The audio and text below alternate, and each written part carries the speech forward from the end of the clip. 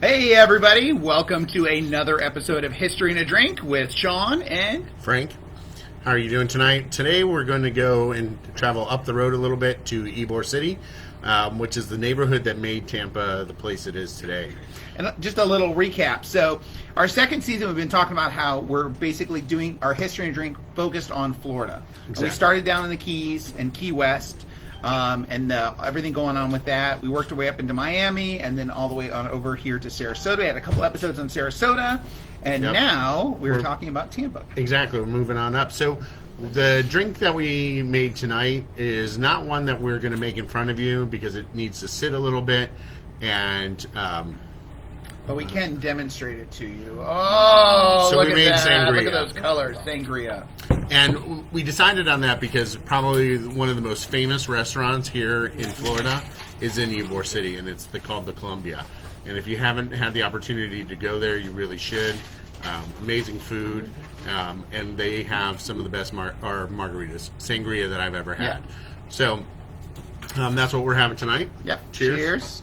Now, one of the things that it's famous for is actually its time of when it started. It has a salad in particular that I know is my wife's favorite kind of salad that's known as the 1905. Exactly, and that's the year that they started up, and it's been taken over or mimicked by other restaurants here in town, and they've got their own salads with their own years and stuff like that.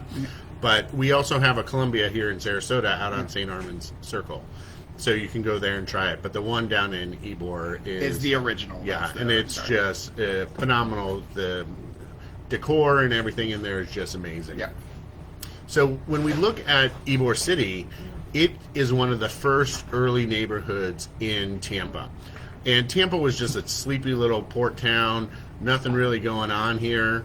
And until a man named Vincent Ybor decided to move to his cigar business out of Cuba, and he first went to Key West, but there wasn't enough room for him to go there. And well, Key West was also too, as kind of being so close to Cuba. I think he had a lot of competition for the space, and it's physically a small town. It's an island. You can only get so much, so you can't really spread on out. Well, and he really wanted to have his own kind of company town, and that was a big thing in the late 1800s. You especially see it up in coal country, where the factory owned everything that was there, and that's what he kind of wanted as well. So he moves up here to Tampa and buys 40 acres and then expands from there to be able to build his first factory. And what I found most interesting is he invited Cubans and Spanish people to come and roll the cigars and stuff like that, but that's not where he stopped. He invited tons of other ethnic groups to come and live there, and so we saw this ethnic melting pot, and the crazy thing was ethnic melting pot that really wasn't white. It was it was the minority ethnicities that came together. Exactly, and the South was not open to other ethnicities, and Florida was very much the South. Exactly, so for them to have this multicultural community here this deep in Florida in the South was pretty amazing at the time. So you had Cubans, you had other Hispanic people, but they had Italians. They had and now the Italians traditionally are not, and it was a cigar community. I mean, that's kind of what they were based on. But the Italians are not really known as the cigar makers. No, but they came in, they did the low end jobs and work their way up to be able to do that, to make and roll the cigars and learn the whole art of doing that. And it really is an art. If you get the opportunity to sit and watch somebody roll a cigar for you, just incredible, because you have to use different parts of the leaf and all of that stuff to make the different parts of the cigar. So he had Germans that moved there. He had Romanian Jews that came there.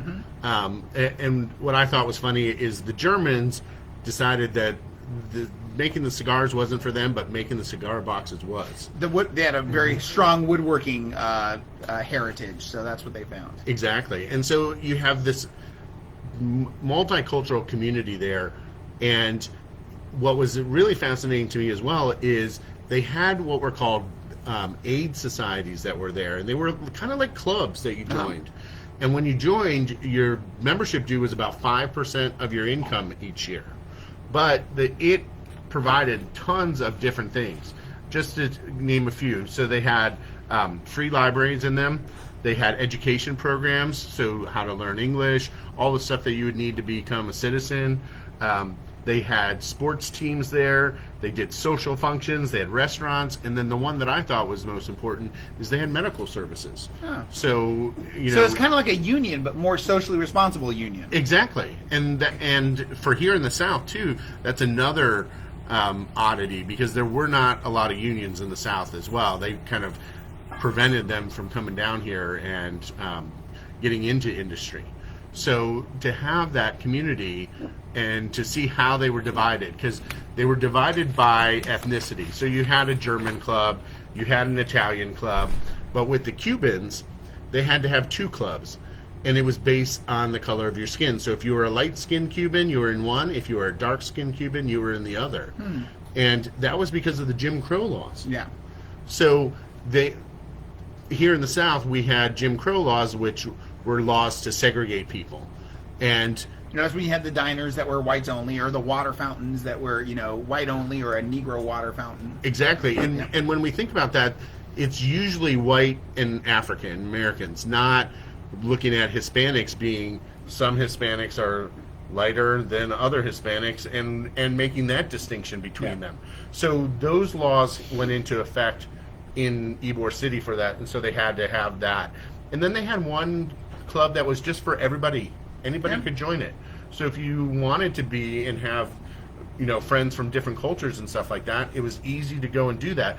And there wasn't really a rivalry. They were friendly rivalries, like with the sports teams and stuff like that. Now, was this anywhere else in the country, or was this really unique to Tampa? This is something that I found is unique to Tampa. The only thing that kind of is like this is what were called the Hall Houses in New York and Chicago and other large cities up north. But those were for women.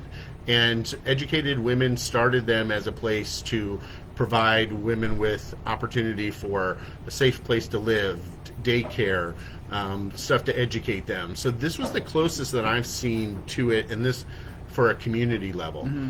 Because when we look at unions were really only focused around businesses.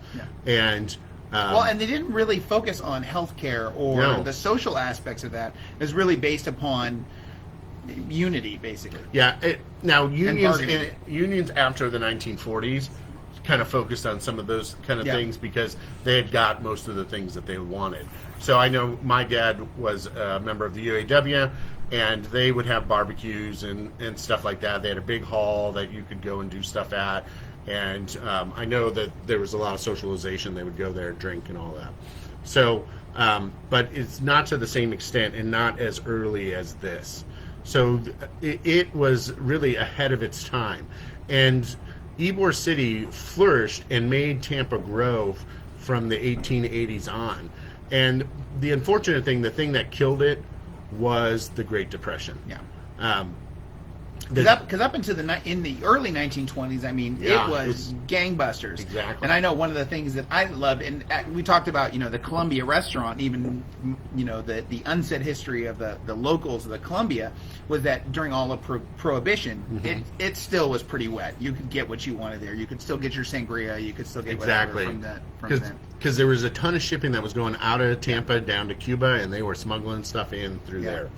And in fact, all through Ybor City, they had underground tunnels. They had everything, that they would have a warehouse down the way. That's where they had the liquor, and they'd send the little boy down the tunnel, and he'd go down and come out 2 blocks later and bring it to the restaurant. So. Exactly. So, and Ybor City had tons of factories in it for the cigar making, and by the end of right when the Depression started, they were making about 500 million cigars a year. Gosh. 500 million. Wow. That is crazy. All hand rolled. So, so the Depression is what kills it, and we see that the demand for cigars around the country and around the world really declined during that period of time, and so slowly the market contracted, and people really wanted ones from Cuba. Yeah. And some of the other places in the Caribbean that you can get them from. And here in Tampa, it just declined. But Tampa got the moniker of being the cigar city. Absolutely. From the amount that they were making during that period of time. Also, mechanization transformed the whole cigarette tobacco industry, and I think that's one of the things that we kind of lost out on. Having those hand-rolled cigars were a lot of fun. I loved going and visiting. If you get a chance to go take a look at Ybor City now, you can still go, and there's a couple museums there. There's some stuff seeing.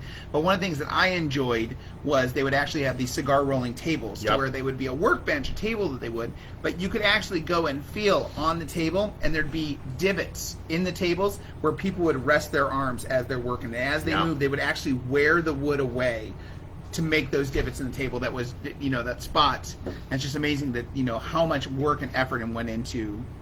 Yeah, so I've got a road trip for us. I found a cigar maker in Tampa that you can go and do a tour at, and they have it on Saturdays from 3 to 4. Okay. And it's, I think you would pronounce it Tabanero, Tabanero. Okay. And so I think that's part of our trip. I think this Saturday we might need to go. Exactly, and then we'll have maybe to check on COVID and see what's going on. But and maybe go and do a little beer tasting up there at Cigar City too. That would be very good. So, and our most famous brewery in the area took on the moniker of Cigar City. Yeah.